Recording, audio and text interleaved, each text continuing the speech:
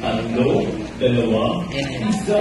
Kapag ng paglilingkod, hatid ay garantisado, kalitang totoo.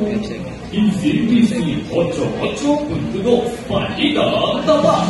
Sandigan ng katotohanan. Natulad sa anong sulok ng mundo. Ako ang lingkod, Gio De Leon. At ako naman si Nicole Too. Ang tagapaghatid ng balitang garantisado. Bagong-bago. Eksklusibo. At ito sa inyong mga radyo. Lahat ng yan dito lang sa Balitang Tapat.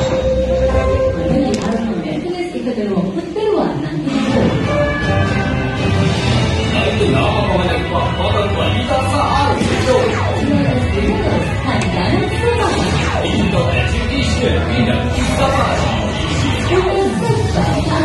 The Women's Schools Press Conference, pinaghahandaan na ng CIS.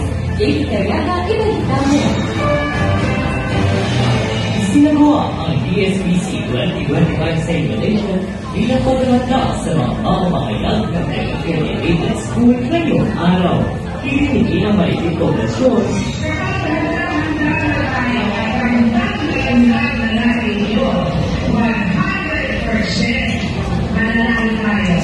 Animan ng Filipino School Paper Advisor ni Noong Raxel Sama na binigawin ng dama sa mga journalist ang aktwal na kompetisyon.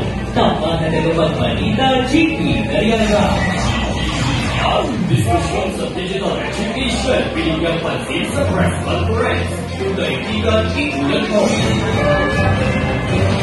Hindi namin ni Sir Marvin Escamilona ang matungkol sa digital education sa isang press conference na ginagawa.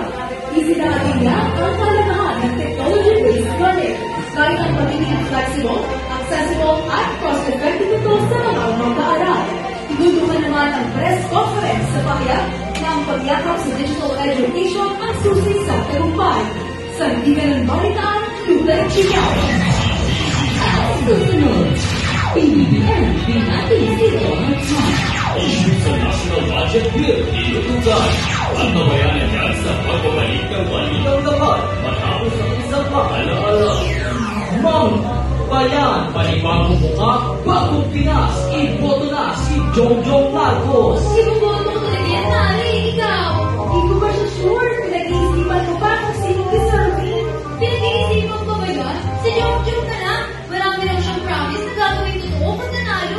Bats, dapat mag-research at maging sigurado dahil tayo ang pinatumasan ng bayan. Eh paano? Una, alamin ang may tutulong sa kapwa at mag-research patungkol sa kanilang credentials. O sige ba? Mga kabayan, lagi tandaan, gamitin ang tama ang boses para sa taong bayan. Tumulong patungo sa pagbabago. Ang paalalang ito ay atin sa inyo ng Comelec at ng impilang ito. Ang oras ngayon, 35 minuto matapos ang inaisama. Patuloy kayo na iigit sa balitang dapat. Balik sa balitaan, PBBM, suportado si Donald Trump bilang bagong presidente ng Amerika. Yan ang tinutukan ni Ivan Veloso.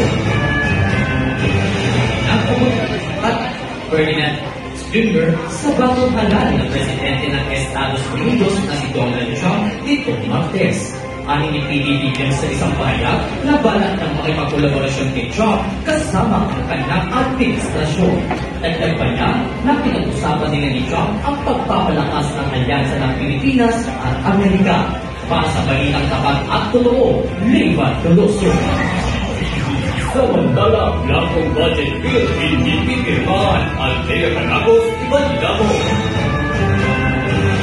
Hindi na kayo tumapon ng dalawang senador sa Kongreso na imposibleng may blanco sa dokumento ng General Appropriations Act o GAA. Gin ni Senator Shirley Gatchalan, hindi pinirmahan ng Chairman of Finance ang bill kung may missing provision.